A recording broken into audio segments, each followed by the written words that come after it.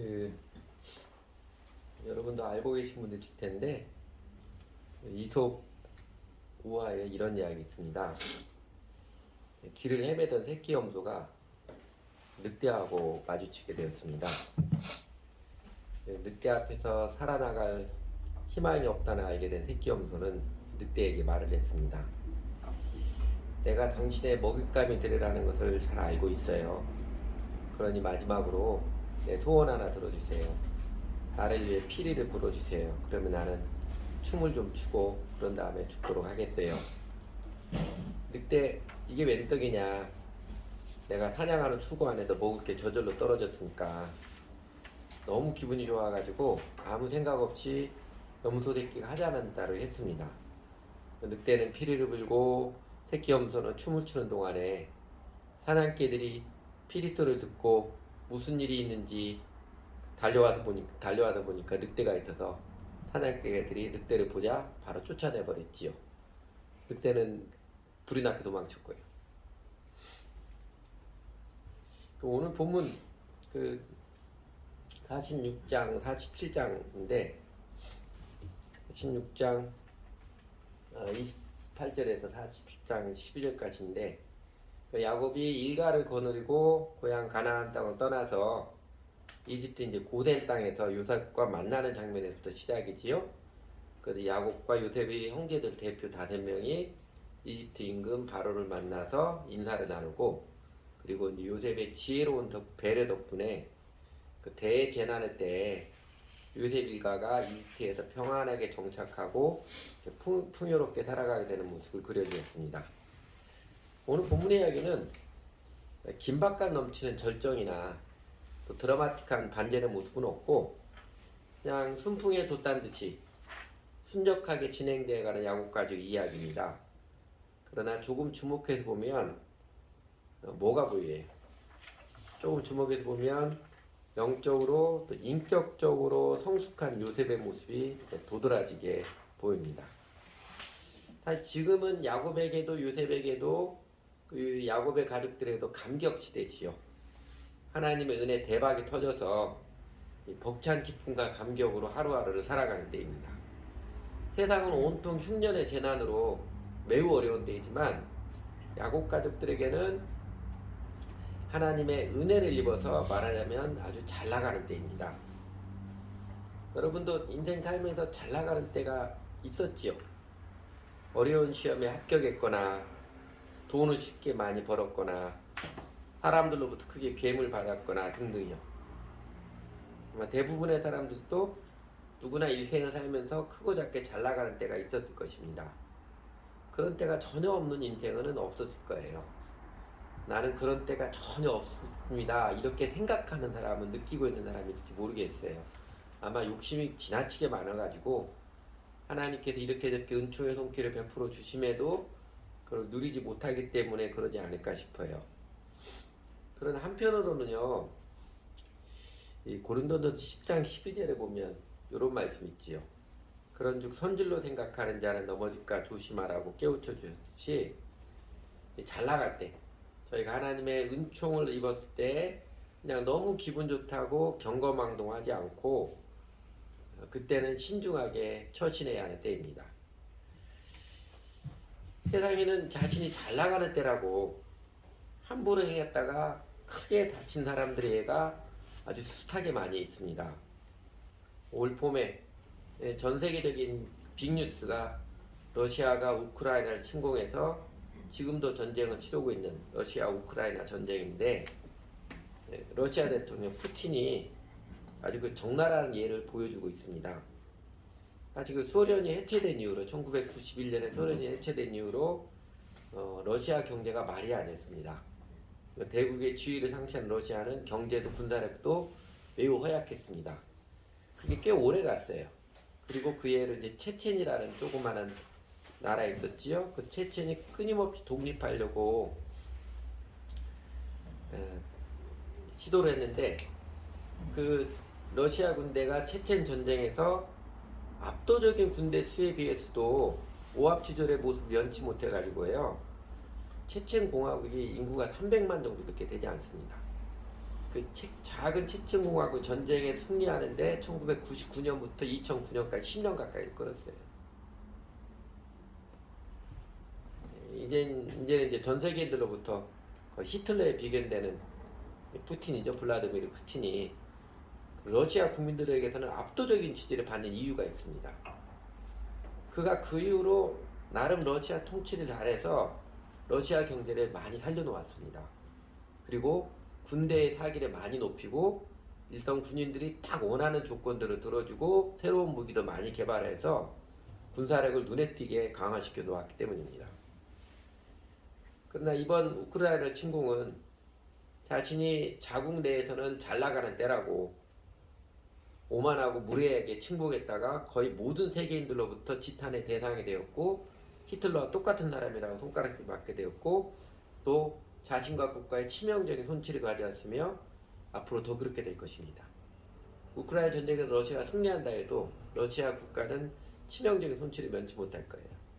더욱 중요한 것은 그렇게 역사의 현실에서 심판을 받을 뿐만 아니라 그가 회개하지 않으면 하나님의 끔찍한 심판을 면치 못할 것입니다. 우리 역사에서도 옛날이나 지금이나 조금 잘 나간다고 무례행했다가 개망신을 당한 예가 꽤 많습니다. 근래 현대사의 예를 하나 들면은 1995년 11월 달에 그때는 우리나라가 무역이 흑자로 돌아선 때입니다. 중국과 경제 교역이 막 활발해져서 중국 특수를 누려서 계속해서 무역 적자였다가 흑자를 누리기 시작할 때였는데 또 김영삼 대통령이 문민정부 시작하면서 사회민주화도 이전보다 많이 발전할 때입니다. 1995년 11월에 김영삼 대통령이 강택민 중국 주석하고 정상회담하고 난 뒤에 외신 기자들 모아놓고 기자회견에서 일본을 향해서 이렇게 말했습니다. 일본이 그때 독도가 또 자기네 땅이라고 또 주장을 했었거든요. 그 외신 기자들 모아놓은 데서 김영삼 대통령이 이번엔 일본의 버르장머리를 기어이 고치겠습니다. 그렇게 말했어요.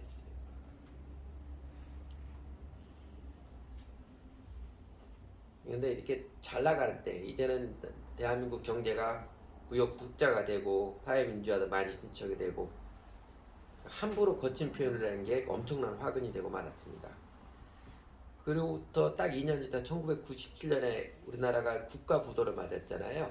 그래서 IMF 구조 규명을 받게 됐는데 사실 그때는 계속해서 대한민국이 무역이 흑자에서 말하자면 흑자 부도를 나간 것입니다. 우리 같으면 가게에서 장사해서 돈을 많이 버는데 원래 자본금에 대한 이자 낼 돈이 부족해가지고 부도가 난 거예요. 결정적으로 일본이 이자 상황을 조금만 연기해 주었더라면 또 통화 스와핑이라고 그러죠. 통화 스와핑을 해주었더라면 이전처럼 쉽게 해결할 수 있는 어려움이 있는데 일본이 안 해줬습니다. 일본이 김영삼 대통령의 버르장머리를 고치려고 손절했다는 해석이 지배적입니다. 잘 나간다고 하나님의 은총을 받았다고 함부로 행해서는 안 됩니다. 우리 거듭난 그리스도인들에게는 구원이죠. 심판에서 면제되고 영생을 누리면서 하는 하나님의 자녀가 된 게 은혜의 구원이고 사실 하나님으로부터 대박 은혜를 받은 것이잖아요. 내 과거, 현재의 죄뿐만 아니라 미래의 죄까지 다 용서받고 내 심령 안에 하나님의 생명을 부여받았으니 은혜 대박을 누린 것입니다. 그러나 죄가 다 용서받았다고 은혜를 입었다고 이제는 아무렇게나 살아도 된다는 것은 아니지요. 오히려 죄가 다 용서받은 은혜를 입었기에 더 깨어서 마땅히 어떻게 행할 것을 주의해서 행하는 게 맞는 도리이고 맞는 이치입니다. 이 잘 나간다고 함부로 행했던 많은 사람, 이런 사람들과는 대조적으로 요셉, 자신을 무척 사랑해 주었던 아버지를 다시 만나고 온 가족이 그래도 풍요로 이집 땅에서 내려와 함께 살아갈 은혜를 입었을 때 정말 기쁘고 즐거운 날에 들뜬 마음에서 함부로 행하지 않고 기분에 취해가지고 아무렇게나 행하지 않고 굉장히 신중한 태도를 보여줍니다. 제가 보니까 특징적으로 한 3가지 모습 나타나는 것 같아요. 이런 모습들입니다. 요셉처럼 성숙하니까 행복한 인생의 길이요. 첫째는 요셉은 감정에 치우치지 않고 삶의 실제 충실했습니다. 여러분, 요셉이 그 아버지 46장 첫 부분 아버지 야곱을 만나자마자 너무 기쁘고 감격적이어서 아버지 야곱의 목을 껴안고 한참 울다가 다시 또 목을 껴안는, 정말 기쁨의 감격이 주체할 수 없기 때문에 그런 것이지요. 아버지 야곱도 내가 이제 더 이상 바랄 것이 없다, 죽어도 여한이 없다, 아주 황홀한 감동을 먹었습니다. 근데 그렇게 감동적인 제의를 하고 부자상봉을 하고 요셉이 무엇을 했습니까? 그 31절에 34절 보면 요셉이 좀 냉철한 이야기를 하지요. 제가 먼저 바로에게 이렇게 말씀드릴 테니까 형님들도 바로를 만나거든 똑같이 이렇게 대답하십시오. 저희는 가나안 땅에 기근이 너무 심해서 잠시 피난 온 사람들입니다. 잠시 머물다가 돌아갈 것입니다. 이렇게 말하라고 말을 집어넣어줬습니다. 작전 계획을 지시를 했습니다. 그 거시기면 지들어요. 근게 이제 우리 가족인께, 요셉이 우리 가족인께 먹고 사는 것 요셉이 알아서 할 파니께 거시기 뭐냐, 지들도 그냥 총리 공간에 살면 되겠지라, 식량 대량께 간식 대량께, 이딴 식으로 말하면 큰일 납니다. 아마 그랬을 것 같아요. 말을 맞췄죠. 그러니까 하나님의 은혜를 입어서 아무리 기쁘고 좋아도요, 지금 여기는 이집트 외국 땅이고, 일전에 바로가 요셉에게 이집트에서 제일 좋은 땅에서 살게 하라고 말했고, 또 요셉이 이집트에서 실권자잖아요. 그 자기가 온갖 특혜를 가족들에게 주어도 아무도 뭐라고 할 사람이 없지만은요, 그러나 요셉은 사람들이 살아가는데 시간이 지나면 어떻게 변한다는 거 압니다. 현실을 파악하고 아주 무섭도록 냉철합니다.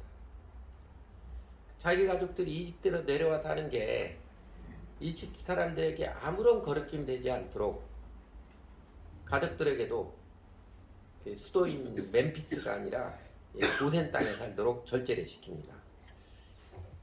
이게 이제 이집트 지도인데, 역사적으로 이집트가 제일 고대 때, 창세기 배경 때는 수도가 멤피스였고요. 그 다음에 꽤 오래도록 수도했던 곳이 저 아래쪽에 테베입니다. 지금은 룩소스라는 지명이죠. 그래서 룩소스는 도시 전체가 박물관이라고 하는 게 그 2000년 가까이 이집트의 수도가 테베였습니다.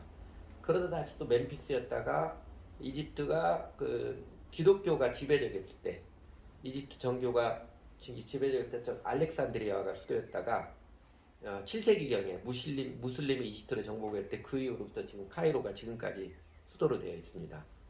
멤피스하고 고센은 조금 떨어져 있지요. 고센 중에서도 제일 알짜배기 땅이 이제 라암세스라는 지역일 거예요.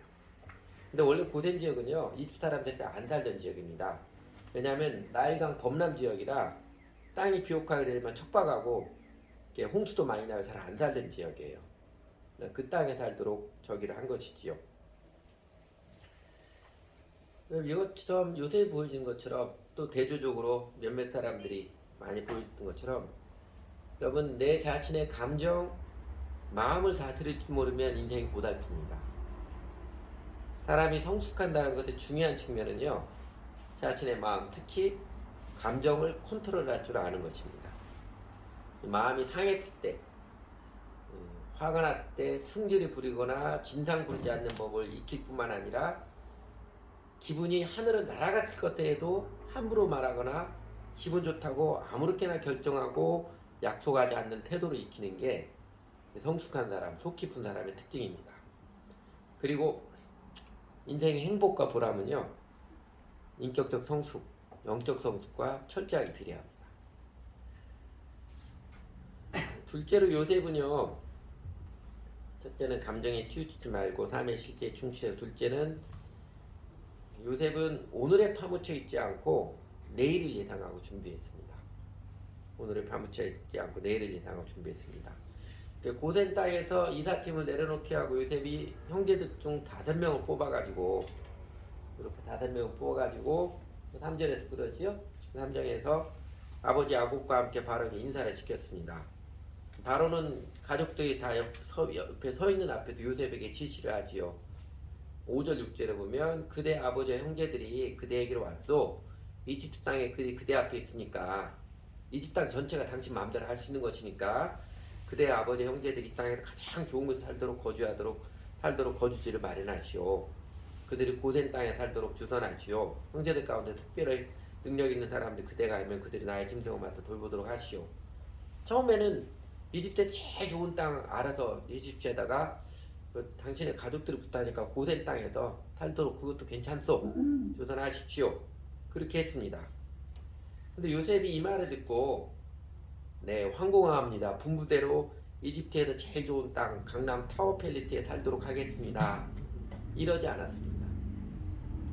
그렇게 해도 그게 당장은 문제가 되지 않았을 거예요. 수도 멤피스에서 제일 노른자 땅에다 집을 마련하고 거기서 살게 해도 당장은 문제가 되지 않았을 것입니다. 그러나 그렇게 했을 때 시간이 지나면 이게 구설수에 오르게 되고 눈총과 비난거리가 되기에 충분합니다.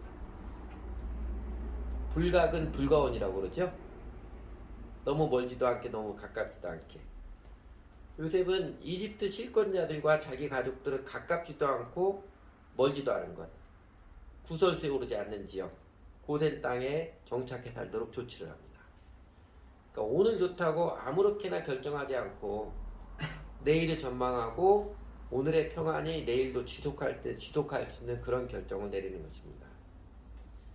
여러분 요새도 이제 다음 주에 우리나라 새로운 정부 장관들 청문회 할 텐데 우리나라 정치 지도자들 뭐 이전 정부도 마찬가지고 뉴스에 큰 화제가 된 조국 씨 가족도 마찬가지고요. 자녀들 입시 부정, 군대 면제 편법, 부동산 위장 등 그 당장 그게 좋고 이득이 되었지만 조금만 시일이 지나면 결국 그것 때문에 발목이 잡히고 자기네 신상 탈탈 털리는 거 생각하지 못한 게 그 똑똑한 사람들 사실은 멍청한 것이지요. 여당이든 야당이든 청문회 하면 비리가 없는 사람이 아주 드문, 매우 드문 현실이 매우 안타깝지만요. 그래서 어떤 사람들은 청문회 기준을 좀 낮추자 하지만 사실은 계속 더 강화해서 적어도 나라의 지도자가 되는 사람은 도덕적으로 본이 되는 사람이어야 한다는 노블리스 오블리제 문화를 정착시켜야 합니다. 저희가 계속해서 그것을 위해서 기도해야 되고요. 우리가 우리 인생의 내일을 내 뜻대로 만들어갈 수는 없습니다. 그죠? 내 인생의 내일을 내 뜻대로 만들어갈 수는 없습니다. 그러나 인생이 살아가는 인생살이의 흐름을 보편적인 흐름을 알고 내일을 대비하며 살 수는 있습니다. 또 그렇게 해야 합니다. 인생의 흐름, 세상이 돌아가는 이치 사실은 성경에도 밝게 가르쳐 주었습니다. 잠언 전도서가 그 직접적이고 대표적인 교훈집이고요. 그 중에 하나 잠언에 이런 말씀 있지요. 잠언 20장 4절에 보면 게으른 자는 가을에 밭 갈지 아니하나니 그러므로 거둘 때에는 구걸할지라도 얻지 못하리라. 가을에 추수를 끝나면 밭을 갈아두어야 한번 뒤엎어서 갈아두어야 겨울 지나고 이듬해 봄에 파종할 때 그때 다시 밭을 갈 때 훨씬 수월하고 땅에 흙에 공기층이 들어가 땅이 비옥합니다. 그러나 추수 끝나고 당장 필요하지 않다고 추수 끝나고 당장 파종하지 않는 땅을 그대로 방치해두었다가는요 봄에 땅을 파기가 매우 힘들 뿐만 아니라 그 흙에도 공기층이 없어서 아주 척박해져서 이듬해에는 수확을 별로 거두지 못합니다. 그래서 이제 먹을 거 없어서 이웃 사람들에게 구걸을 해야 돼. 1년치간. 그런데 이웃 사람들이 보통 사람들이 천재지변으로 수확을 거두지 못하면 다들 발벗고 나서 도와주는데 가을에 밭을 갈지 않아서 게을러 터져서 그런 사람은 잘 도와주지도 않습니다. 오늘날에도 모든 발등에 불이 떨어져야만 하는 사람 항상 피곤하게 살 수밖에 없어요. 그리고 대다수는 가난하게 삽니다. 미리 준비하지 않은 사람은 대부분 가난하게 살아요. 내일을 준비하는 인생이 지혜로운 인생이고 성숙한 마음이고 그리고 행복한 인생을 삽니다. 세 번째로 요셉은요. 감정에 치우치지 않고 삶의 신체에 충실하고 그 다음에 오늘의 파묻히지 않고 내일을 대비했만 하냐. 세 번째는요. 잘 나간다고 오버하지 않고 균형 있게 절제할 줄 알았습니다. 여러분 바로 임금의 가족들을 아련시킬 때 형제들 중에 대표 5명만 뽑아서 인사를 시키지요. 숫자가 많아서 11명 다 데리고 갔을 때 혹시나 바로가 부담스러워할까봐 배려한 것입니다. 자기가 스스로 작게 보이는, 스스로 겸손한 것이지요. 그리고 총리로서 자기가 임으로 다 행하지 않고 이 자신의 상전이죠. 바로가 허락하도록 바로가 지시하도록 배려를 하고 또 그 지시에 따라 가족들을 고된 땅 라암세스에 정착을 시킵니다. 그 왜 아니군요. 그건 안 났는데. 여러분 우리 주변에도 주식에 손댔다가 쪽박 차는 사람들 왕왕 있잖아요. 대다수 경우는 왜 그래요? 처음에 주식을 시작할 때는 그렇게 쪽박 찬 사람 많지 않습니다. 그러니까 주식에 손대도 어느 정도 자신이 주식에 이제 능숙한 사람이 되었다고 자신감이 생기고 자기가 어느 정도 주식 고수가 되었다고 생각되었을 때 잘 나가겠을 때 어떻게 해요? 여기저기 있는 돈 끌어다가 대출받아 왕창 투자를 하는 대박을 내겠다고. 대부분은 오버했다가 망하는 사람들입니다. 잘 나가는 때라고 오버하면 훗날 그게 큰 올무가 되곤 합니다. 요새 희한한 일이 열흘 후면 퇴임하는 문재인 대통령은 지지율이 45%인데 새로 당선된 윤석열 대통령 당선자의 지지율이 40%밖에 안 된다고 그러지요. 역대 대통령 초기에 지지율이 제일 낮은 사람이 되었습니다. 사실 윤석열 씨가 대통령에 당선된 것은 우리나라 정치사에 큰 아이러니로 남을 것입니다. 네, 윤석열 씨가 국민이 뽑은 대통령 그러는데 민주당이 뽑아줬다고 그러잖아요. 민주당이 대선에서 패배하고 윤석열 씨가 대통령에 당선되는요. 제 개인적인 기대는 추미애 씨 오버, 그 전에 법무부장 추미애 씨 오버, 지나친 집착에 가까운 지휘권 발동이 아주 혁혁한 공을 세웠기 때문일 것 같습니다. 우리 국민들은 그 전에 추미애 법무부 장관, 윤석열 검찰총장이 그때 마구 추미애 씨가 지휘권을 휘두르는 모습 보면서 아마 콩쥐를 구박하는 팥쥐 엄마의 모습을 연상했을 것입니다. 오버하면 화를 나갑니다. 여러분, 그리스도인들이 예수님께 헌신을 치우치는 것, 과격한 것, 오버하는 것으로 잘못 인식하는 경향이 있는 것은 매우 유감스러운 일입니다. 저도 처음에 그런 줄 알았어요. 그러나 헌신은요, 오버하는 것, 과격한 것, 치우치는 것 아닙니다. 헌신은 주 예수님의 가르침에 정직한 응답을 드리는 것이지 극단에 치우치는 것이 헌신이 아닙니다. 오버하는 성향의 사람들의 이유, 대부분은 마음에 영웅심리가 있기 때문이고요. 자기를 과시하고 싶은 영웅심리가 있기 때문이고, 영웅심리는요, 자기 의에 집착해서 나오는 심리현상입니다. 내가 이런 사람이다 이게 자꾸 내세우고 싶은, 거기서 나온 심리현상이에요. 여러분, 예수를 믿는 것은 핵심이 자기를 부인하며 예수님 배우고 따르는 것이잖아요. 그래서 예수를 믿는 것은요, 이렇게 자기를 드러내고자 하는 자기 의에 연연하는 마음을 회개하는 것에서부터 진정한 신앙생활, 진정한 영적 성숙은 시작되는 것입니다. 우리도 요셉처럼 하나님의 은혜를 입은 자로서 오버하지 않고 절제하며 균형을 유지하는 그 성숙의 은혜를 입기 바랍니다. 회사든 교회에서든 튀려고 하지 않고 다른 사람들과 균형을 맞추어서 자신의 역할을 소리 없이 꾸준하게 잘하는 사람들, 그 사람들은 하나님께서 기억하시고 더 아름다운 은혜를 베풀어 주십니다. 이 감정에 치우치지 않고 실체에 충실한 마음, 오늘에 파묻히지 않고 내일을 준비하는 태도, 그리고 잘 나가는 때라고 오버하지 않고 균형 있게 절제할 줄 아는 행동. 여러분, 요셉은 어떻게 이렇게 고상하고 아름다운 훌륭한 성품을 지니게 되었을까요? 우리는 어떻게, 우리도 잘 나가는 때에 함부로 행하지 않고 요셉처럼 성숙한 태도, 고상한 인격을 지녀서 하나님의 은혜를 지속적으로 누리며 살아갈 수 있을까요? 우선은요, 오늘 본문 이야기에서 느껴지는 게 이런 것입니다. 어떻게 성숙한 태도, 고상한 인격을 지니까 첫째는요, 요셉이 이렇게 성숙한 태도, 고상한 인격의 바탕에는 하나님을 경외하는 믿음, 다른 사람을 사랑하며 살아가는 삶의 헌신이 있었음을 기억해야 합니다. 오늘 본문에서 직접적으로 성경이 문자로 딱 표현되진 않았지만 저희가 느낄 수 있는 것, 이렇게 신중한 태도로 살아가는 요셉의 마음 내면에는요, 뭐가 있어요? 자기 가족들 사랑하는 마음, 그리고 자기가 섬기는 바로 임금 사랑하는 마음, 또 이집트 국민들도 사랑하는 마음이 바탕에 깔려 있습니다. 하나님을 경외하는 마음은 요셉에게 진작 받고요. 여러분, 하나님 경외하는 마음, 교회 일만 오버에 생각하는 게 아니고요. 자기 자신에게만 함몰되지 않고 다른 사람을 사랑하며 살아가는 마음을 넓혀가는 태도가 하나님을 경외하는 마음, 예수님 잘 믿는 것입니다.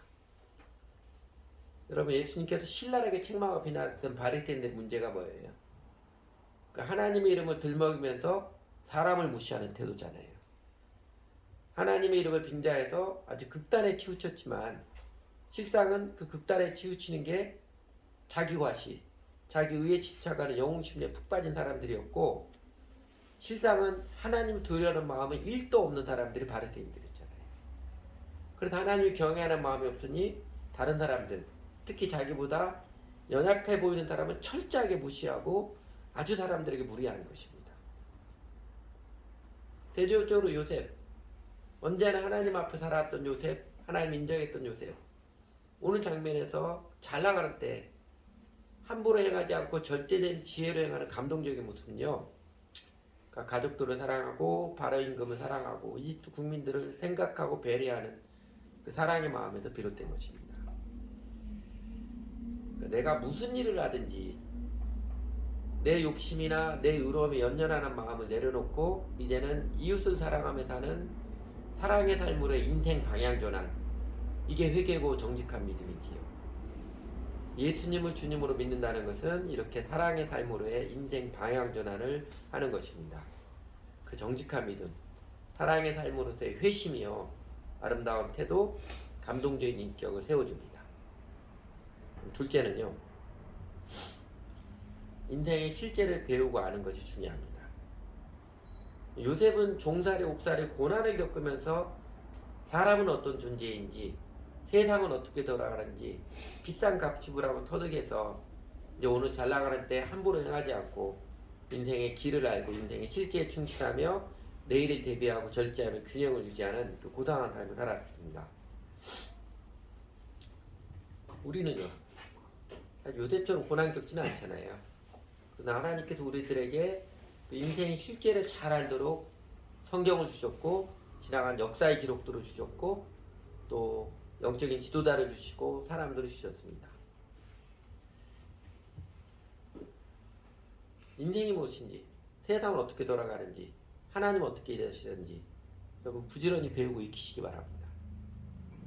오늘날 세상의 교육은 성공의 기술에 집착하지만 행복한 인생, 진짜로 성공하는 인생은요, 그 인생은 어떤 마음에도 인생의 도를 배우고 익힘이 절대적인 필요입니다. 그리고 교회는 인생학교지요. 교회는 인생학교입니다. 예수님의 제자도는요, 사역의 기술을 배우는 게 아니라 삶을 살아가는 마음가짐, 태도를 배우는 과정입니다. 근실한 신앙생활을 통해서 진리를 알지니 진리가 너희를 자유롭게 하리라 했던 것 말씀처럼 인생이 이렇게 살아가는 것이구나. 인생 실제를 깨우쳐 하는 은혜를 누리시기 바랍니다. 그리고 세 번째는 어떻게 성숙한 태도 요셉처럼 고상한 인격을 지닐 것인가. 언제나 깨어 사십시오. 깨어 사십시오. 좋다고 잘 나간다고 은혜를 입었다고 흥청망청하지 마시고 영적으로 깨어 사십시오. 깨어 산다는 것 긴장하고 살라는 뜻 아닙니다. 사실 긴장하고 사는 매우 피곤한 일이지요. 예수님께서 우리를 그렇게 피곤한 인생의 지경으로 몰아가신 분 아닙니다. 깨어 산다는 것은 준비하며 사는 인생, 내가 어떻게 행할 것을 차분히 살피며 주의 깊게 행동하는 인생을 말합니다. 깨어 사는 것은 대표적인 성경 가르침의 구절이 에베소 5장 15절에 18절 있지요.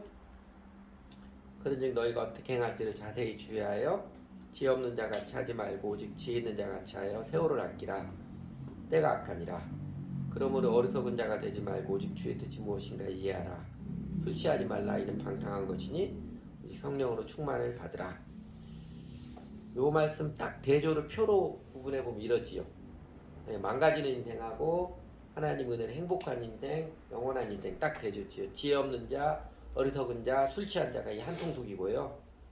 그 다음에 행복한 인생, 영원한 인생은요, 지혜 있는 자, 그 지혜 있다는 것 어떻게 행할지 자세히 주의하는 자고 세월을 아껴서 시간을 아껴서 가치 있는 데 시간을 투자하는 자이고 주의 뜻이 무엇인지 이해하는 자 성령으로 충만한 자요 대조입니다. 어떻게 행할지 자세히 주의하며 세월을 아끼며 깨어 사는 자가 성령의 충만에 있습니다. 감정에 치우쳐서 이상해지는 게 성령 충만 아니고요. 하나님 앞에 무섭도록 진지하게 삶을 살아가는 그 태도가 성령 충만의 은혜로 있습니다. 대조적으로 술 취하기 좋아하는 자기 기분, 감정에 연연해서 아무 생각 없이 시간을 낭비하는 사람이 어리석고 지혜 없고 인생을 망칩니다. 저희가 깨어 사는데 좋은 방편이 개인 경건 생활이죠. 거의 필수적인 방편이 내가 하나님 앞에 조용한 시간에 갖는 말씀과 기도로 주님 앞에 서는 이 시간이 깨어 사는데 매우 유익합니다. 그래서 저희가 매일같이 큐티 경건의 시간에 들어가는 것입니다. 이렇게 사랑의 삶으로의 회심, 방향전환, 인생의 실제를 아는 것, 그리고 깨어 살아가는 것. 여러분 사실 이게 예수님의 멍에를 베고 예수님을 배우는 인생, 정직한 신앙생활 그 자체지요. 요 세 가지가 사실은 회심, 정직한 신앙생활 그 자체입니다. 그리고요, 이렇게 정직한 생활을 배우고 들어가는 게 인생 행복의 길이고 하나님의 은총을 지속적으로 누리며 사는 길이고 영생을 오늘 또 신나게 누리며 살아가는 길입니다. 요셉의 모습 통해서 하나님께서 우리에게 영생복락의 인생길로 초청하시는 것입니다. 기도하지요.